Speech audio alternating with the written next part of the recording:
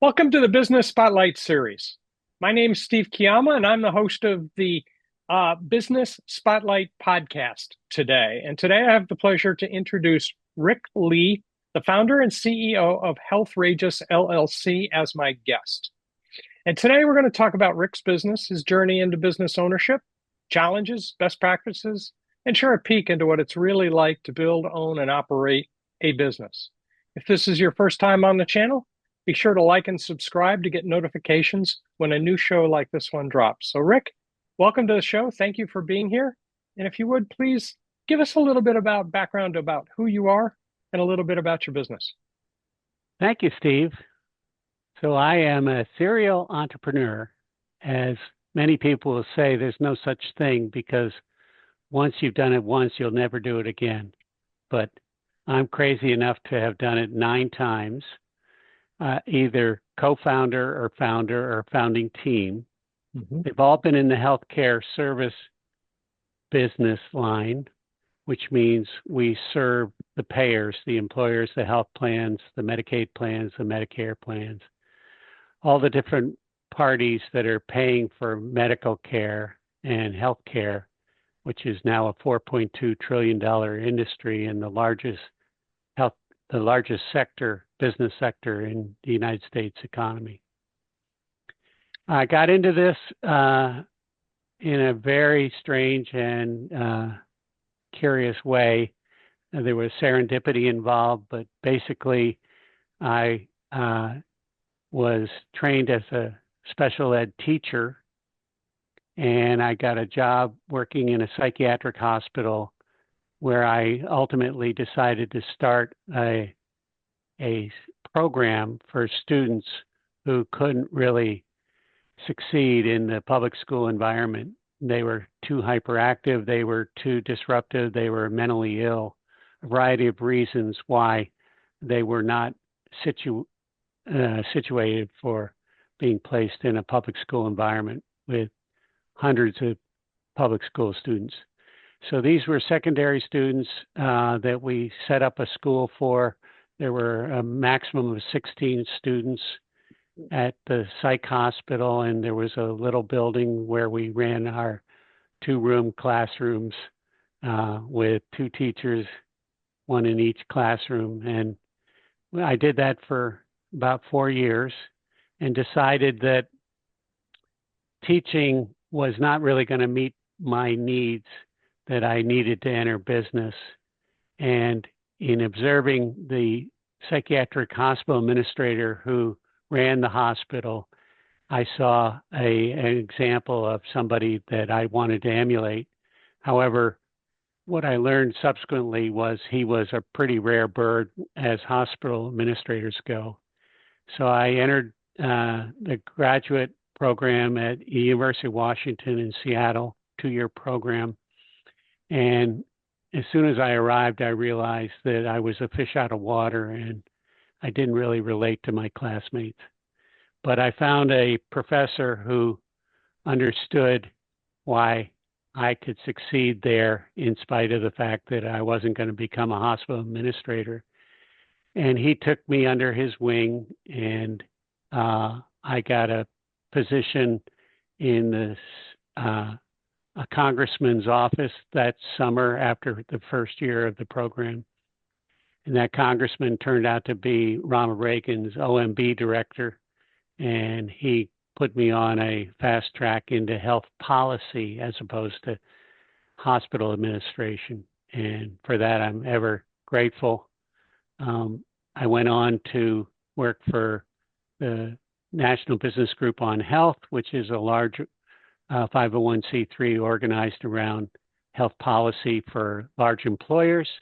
Got to know a whole bunch of large employers, developed a niche specialty in psychiatric managed care, and that led me to be recruited to one of the first specialty managed care companies in America back in 1985, and that was called Preferred Healthcare. I was there 3 years and then recruited to join the founding team of Value Health, and Value Health is really where I had my greatest run. I was head of sales and marketing, And in 3.5 years, we went from zero to a 1.5 billion IPO on Wall Street. So it was a great success. It struck me that it was pretty easy and fun, and I've never been able to replicate that success. So Yeah. I have realized that it's not as easy as it seemed back when I was a youngster.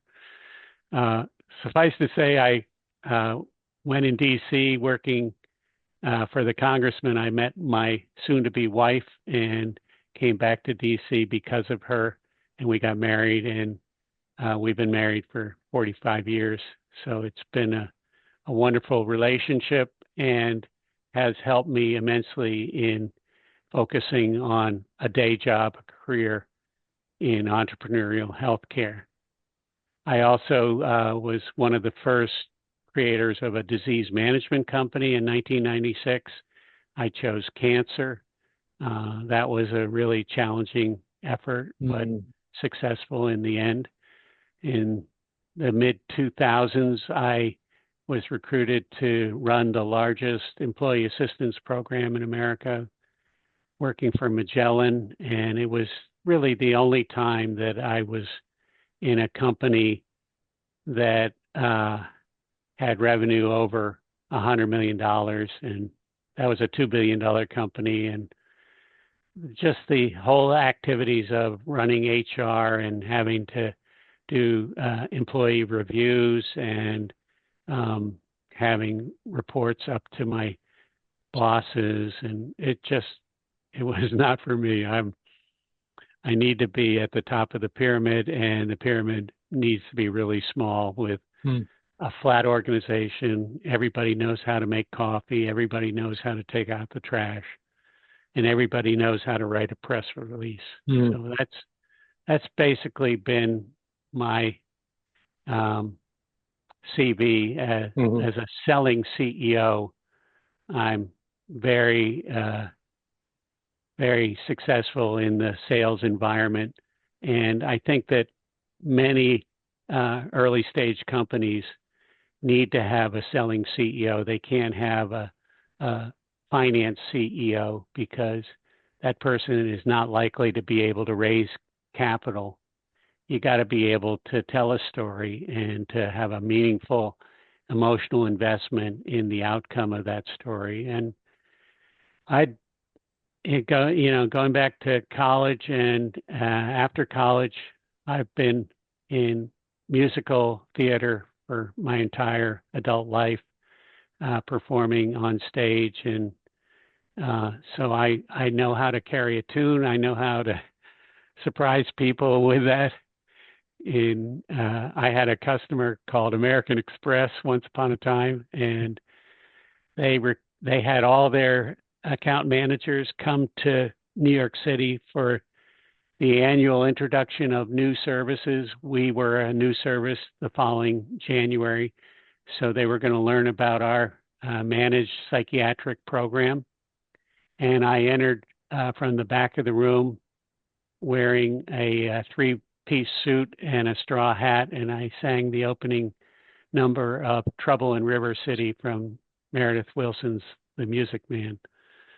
So I'm capable of shocking people with that kind of exposure, and believe me, they'd never forget you when you're crazy enough to show up singing a song. So you've decided that if you're going to be in business and you're going to be in sales, you better plan on helping your potential client or client have fun. Yeah, I think knowing how to perform is imperative to being a good salesperson. As I indicated earlier, it's telling a story, and the story that we tell now in our current program, Healthrageous, we're serving seniors in Medicare and Medicaid, and we pick on one person, Jane. She's 75. She has multiple chronic diseases. She takes 6 or 8 different medications, sees 4 or 5 different doctors, and she's socially isolated. Her children, she has 3 children. They live in different time zones. She has 7 grandchildren. They live with their parents. And so she's living there alone and more or less crippled. And all of a sudden, the audience that I'm telling that to is envisioning their mother, their grandmother, and I'll even ask them if they have somebody of that age, 75 or so, who's outlived a spouse. And sure enough, they always volunteer that. And then I use that name of that beloved grandmother to tell that story. So it becomes very personal to them and very effective in moving the ball down the field for us.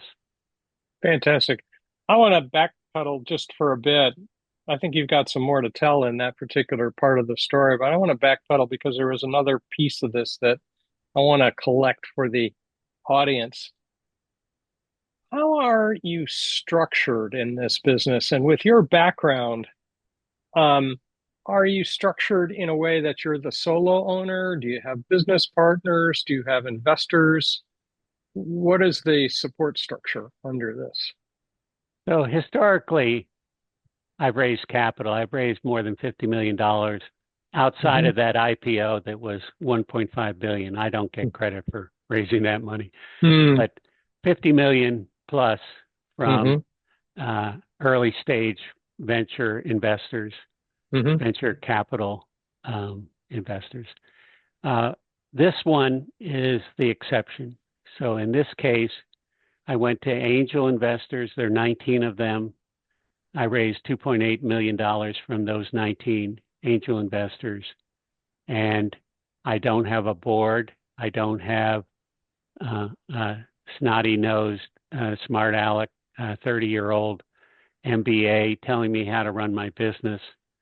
I have everything that I want. I have a dedicated team. For the most part, this is a team that has worked with me previously, or they Mm-hmm. know somebody who turned them on to me. Mm-hmm. So there's a lot of trust in our team. We all entered into employment agreements with a handshake. There's no HR in our in our company, Mm-hmm. so I don't shy away from using four-letter words in in mixed company, and I don't say Mm-hmm. I'm sorry or I apologize for my French. It's just a really fun group. There are 14 of us, and we meet every Friday. And Good. it's a Zoom company. We're Mm-hmm. all virtual. I have somebody in Bellingham, Washington, Orlando, Mm-hmm. Florida, Birmingham, Alabama, Austin, Texas, Mm-hmm. Connecticut, Pennsylvania, Mm-hmm. Lexington, Kentucky. So it's really a vast array of talented people that you can't find if you have to have them all in your home office. I want to go back to the venture capital. Awful lot of business owners have this vision that they can't grow or they can't scale up their company unless they have this free money. Um, what's your insights in venture capital and having capital, borrowing capital? What insights can you share from your experiences? So I've always been very tepid about raising too much money. It's Hmm. it's a I think it's a recipe for disaster because Hmm. the more you give away of your company in order to get millions of dollars, uh, that's just become swag that you take to conferences and hand out coffee cups and T-shirts. Hmm. It doesn't really advance the ball. Hmm. If you want to get customers, you don't go to conferences and stand in an 8 by 10 booth. What you Hmm. do is you go where the person is that you want to meet, and you Hmm. take them out to dinner, and you try to build a relationship. It's a it's what Adam and Eve decided when they fell in love with each other, and it's Hmm. going on to this day. Hmm. Relationships matter, and Hmm. the more you're successful at building and making a relationship, the more successful you'll be in business. Good, good, good, good. I want to go back to your customers. Who's your customer really? I don't think your customer is really Jane. No, If I'm, yeah, your customer is a little bit bigger than that.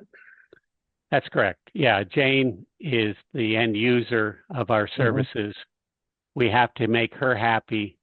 If we Hmm. make her happy, she'll be singing the praises of the health plan.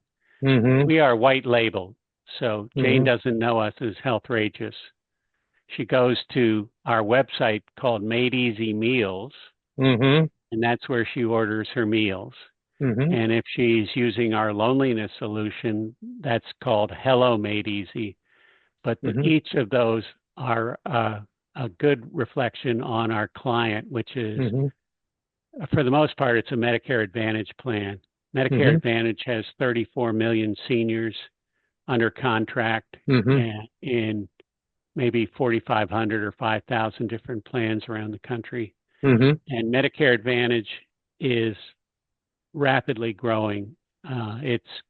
It has now exceeded the number of seniors who are in fee-for-service Medicare, which means Hmm. the government's providing it, and there is no health plan that's in the middle between the recipient of the services and the payer of the services. Okay. Why did you choose to go into this particular business in the beginning? Why this one? Uh, it's it's all about um, sniffing out opportunity. Mm. So there are arbitrage opportunities that are created almost every day in Hmm. government, and they're created in order to solve problems identified by government bureaucrats and executives. In this case, CMS, the Centers for Medicare and Medicaid Services, created a program in 2020 called the Special Supplemental Benefit for the Chronically Ill, Hmm. SSBCI. And SSBCI went live in 2020 with 19 health plans. Today, there are more than 4,000 health plans participating Wow. in SSBCI. How do you get into it? Your health plan has to be into it. So Hmm. they submit a bid to CMS to get approval to do it. Hmm. Hmm. The programs that are available are transportation, meals, food, groceries, uh, pest pest eradication for fleas, and if you have a pet dog or cat, fleas might be likely, and they'll obviously impair your COPD or your Hmm. asthma.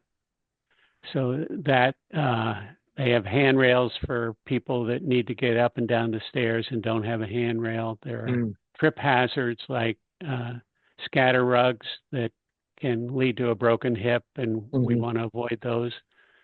So there are a whole bunch of supplemental benefits providers out there, and we chose the meal program, which became the fastest growing supplemental benefit in 2022. Oh, okay.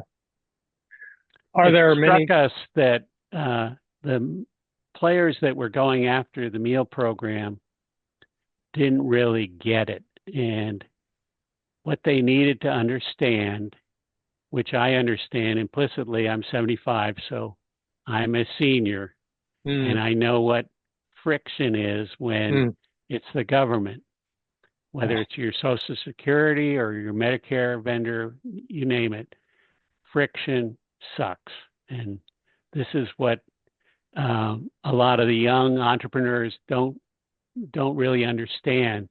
They want to create an app for us seniors, and the data that we saw was that 57% of seniors have never downloaded an app for their own health care. Hmm. Now, I'm sure it's improved since that data was first generated in 2020 or 2021, but that was our idea. Let's make a friction-free solution Hmm. that doesn't tie up seniors in knots and red tape and frustration and anxiety and all that stuff. So you can get onto our platform through SMS text, and you can hit a link there. That'll take you right to our website, Made Easy Meals. You can then pick from a bundle. You can pick the chef's pick, which is 14 meals that we've decided are good for you. Or you can go and make your own bundle and have four vegetarian lasagnas as part of your 14 meal selection. So all that flexibility, personalization, allowing people to operate in our program without a lot of friction, we deem to be imperative. It was more important than how tasty are the meals, because these people that we're serving are oftentimes eating cat food as their main course. So if we give them something that's nutritionally balanced and good for them, high fiber, high protein, and portion controlled, and it's not ultra processed, it's like they won the lottery, and it's free. It's free for them, and they can get that 168 meals a year from us. So what's not to like about that? Yeah, that's awesome. That's awesome. Um, what makes you unique with respect to competitors in that same field? I think the recognition that friction is a handicap. Yeah. Most of our competitors are enrolling 2 to 3% of the targeted population. We enroll 15%. That's Wow. 5x better. And why is it? One reason is because the health plans don't want people to enroll. They want to offer a benefit that doesn't get used. And More money in that. yeah. So that's a problem that's inherent to the entire industry, as well as all supplemental benefit vendors. But I think there are some smart health plan executives who recognize that the people that are the sickest they're not going to leave your plan because they're too sick to go through the rigmarole of investigating other options.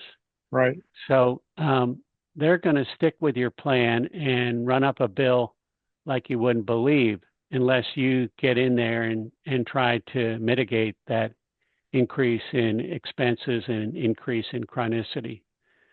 So by virtue of specializing on these folks, we know for a fact that if we eradicate or minimize loneliness, we're going to save $2,000 per person, according to a study that AARP did about 5 years ago.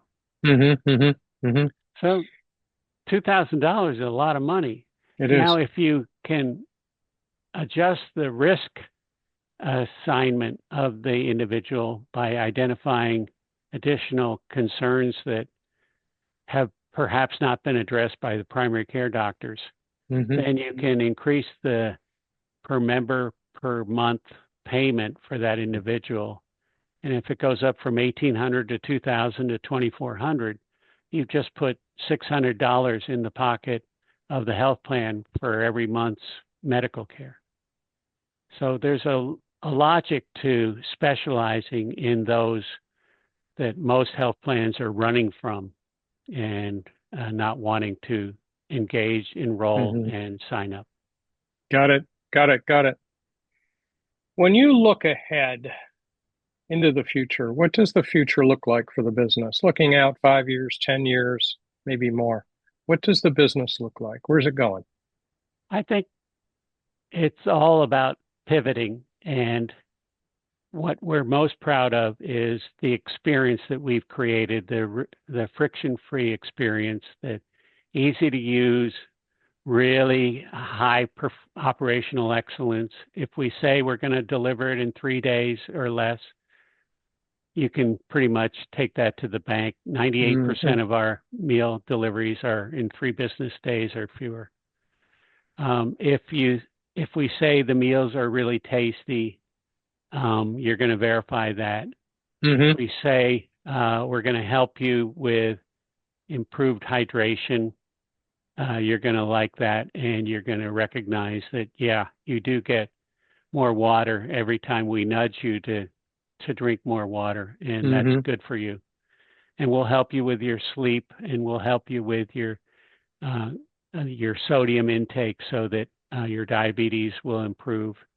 So there are a variety of things that we're doing currently that are going to become second nature to managing seniors as we go forward.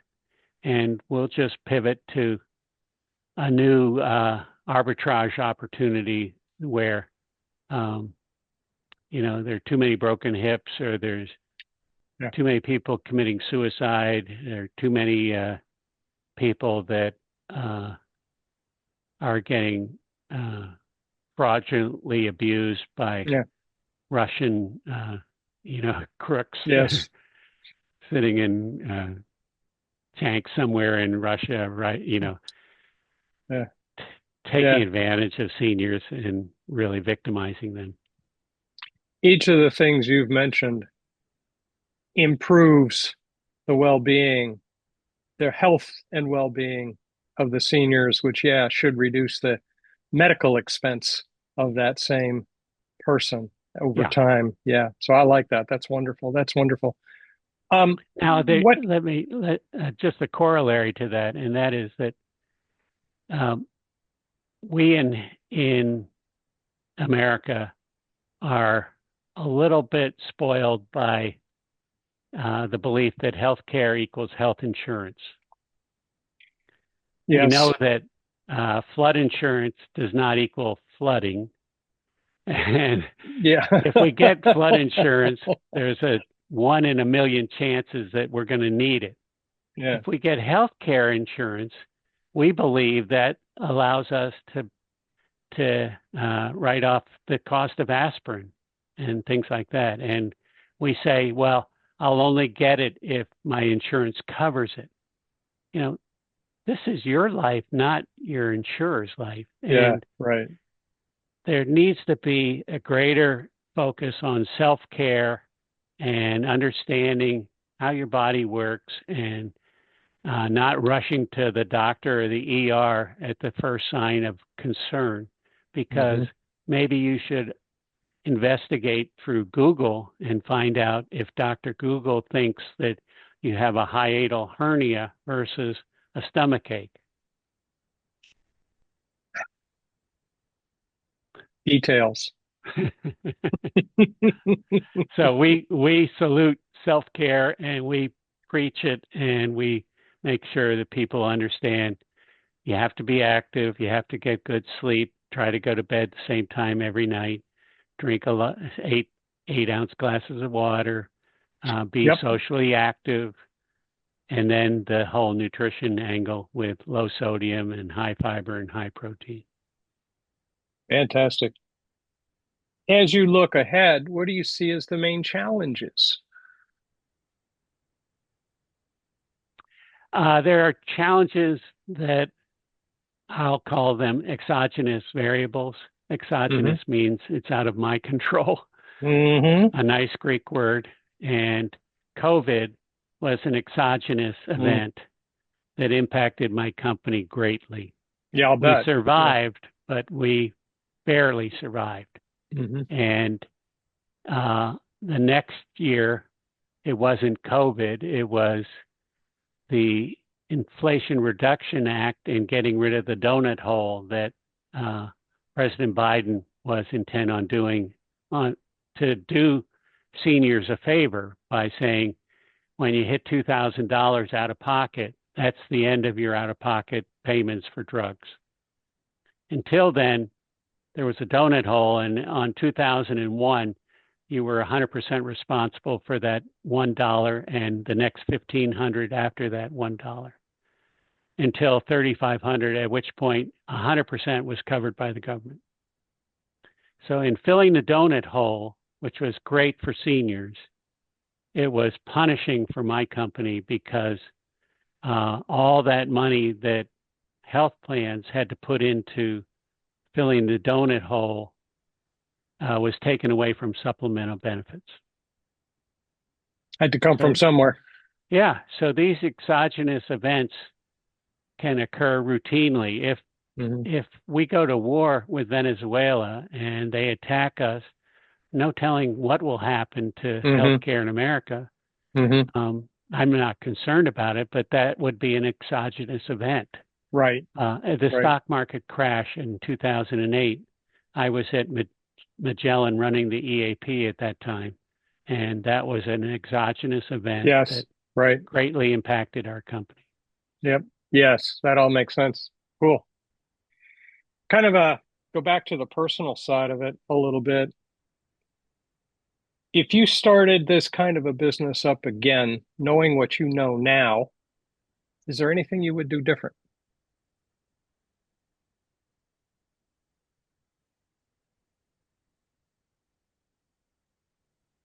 Uh,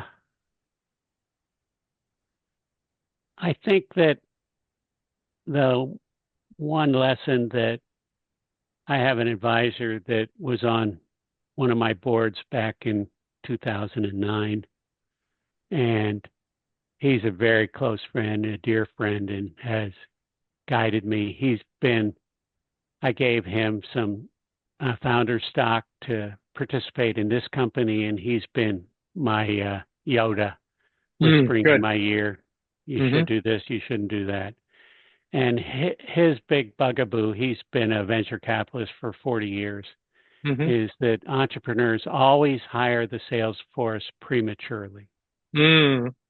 And that's kind of related to me saying startups, early stage CEO should be a selling CEO, should have Hmm. selling skills and a selling personality. So they both go hand in hand with if you hire a sales force prematurely, you may rue that day. And we built a sales force, a marketing engine. We hired an actuary to help us on deciding what were the prospects that we really had to go after. Hmm. We ran think tanks and flew people in for wining and dining in special sessions where there were only 15 of them, Hmm. and they were selected so there were no competitors in the same event. And all that probably costs somewhere between a half million and $1 million. Hmm. And the outcome, bupkis. we did Yeah. we did land a client, a blue client, that subsequently announced that they were shutting down the plan and Mm. selling it to a bigger blue plan. Hmm. So we ended up with no new clients Yeah. and somewhere between a half million and $1 million of expenses that Yeah. really impeded our growth. Yeah, I think your insight about sales CEO at the beginning is a very, very good one. Um, it's so easy for a CEO to get lost in the delivery process of the product or the service, but not pay attention to, is there really demand? Is there a customer base out there, and where are they, and what are their expectations? What is it they're really looking for? Um, Building the perfect product without an understanding of what that customer base thinks is a perfect product that can be two different things. Um, It can. Now, we landed our first client after 2 months of selling. mhm, So that's an extraordinary uh, compression of time. mhm, We found the right customer. That's mhm, that's basically what happened. mhm, Finding the next customer has been a laborious challenge for us. mhm. Now, that first customer ended up being worth $8 million this year alone. Oh, that's good. So you get a small footprint and then you expand and Mhm, expand until it's a meaningful customer. But it mhm, also means you have concentrated revenue. And mhm. if you lose that customer, you could be up, you know what creek.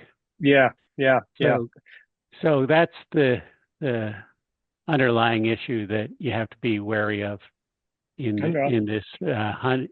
It's elephant hunting is essentially, and if you can find the right elephant, and word of mouth is a really powerful way to do that, then you're golden. You probably need about 10 elephants in order to have feel secure. Yeah, yeah. Yeah. Good, good, good. This has been awesome. You've shared some really good insights, and I think there's a lot of value in what you've said so far. Let's start wrapping up with a few rapid fire questions and see if we can have a little bit of fun with some of these ideas. Okay. If there is one key to success for you, what would that be? Having a supportive spouse. Hmm, that's a good one. I like that. Cool.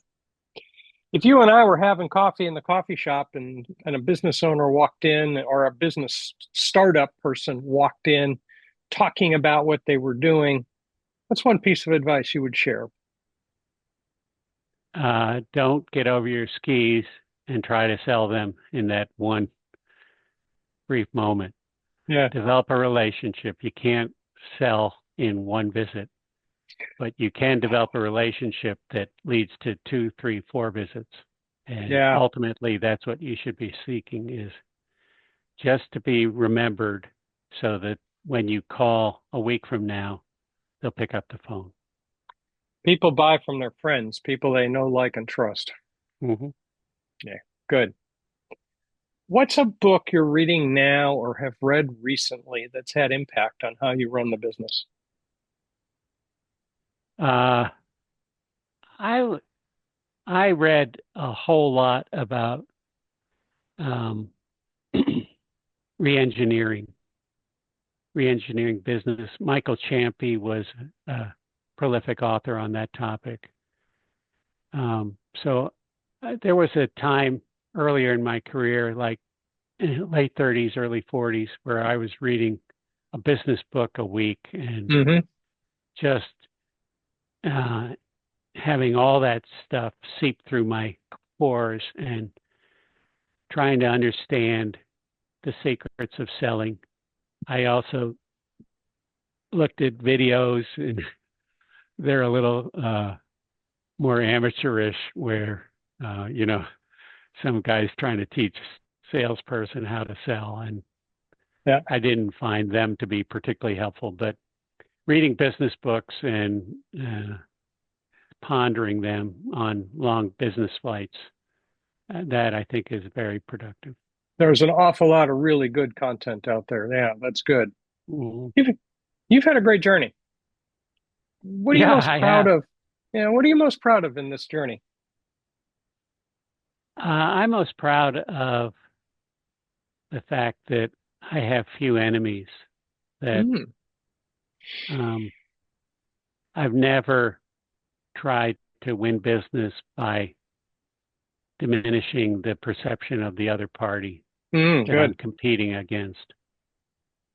So that's been a lot of fun to succeed Ethics at. in business. Yeah, No reason not to be respectful. yeah, Just because they're doing something similar, there's room for everybody yeah, yeah. in one way or another. And It's good. and I've had fun developing friendships with those competitors as well. Hmm. Hmm. Hmm. Very doable. Yes.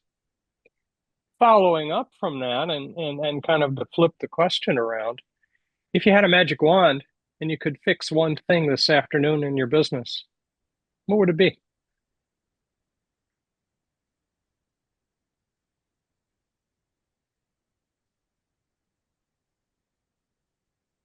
I guess I'm at the point where uh, we've we've had a good run on angel capital, but now we're ready for a meaningful infusion of capital. So three, $4, $5 million. If I had a magic wand and could receive that in the next 60 days, I'd be a happy man. Cool, cool. Any insights on, do you want to share on how you would use it? I would use it with putting up that sales force that I put up prematurely and then had to strike down. This is the right time now to invest in sales and marketing. Good, good, good, good, good. All right, most important question. How can people who want to know more connect with you? I'm on LinkedIn, and you can connect with Rick at healthrageous.com. Fantastic, fantastic. And last question. What's most inspiring to you today? I think I'm inspired by people who are embracing a love thy neighbor approach to life. There's the coarseness in the conversation is just really upsetting, and it's degrading our culture. It's degrading our being human. It's giving a really bad example for children to emulate. And we just need to love thy neighbor as thyself and show compassion for those who are struggling as opposed to kicking them and keeping them down. Isn't that the truth? Awesome. Now that is awesome. That you're right in so many ways. So many ways. That's fantastic. Rick, this has been really a fantastic conversation, and you've shared some really good insights that I think business owners could get some really good value from if they listen to it and apply it in their business. So thank you for sharing your insights so much. I encourage everyone watching to save the show, come back, watch it again. Rick has given us some great insights and from a different angle, some of these from a different perspective than some of the other interviews I've done. So don't forget to like and subscribe to the channel so you can get some notifications every time a conversation like this drops. Thank you to everyone who has watched us today, and a special thank to Rick for being vulnerable and sharing all of his insights. I appreciate it. Thank you.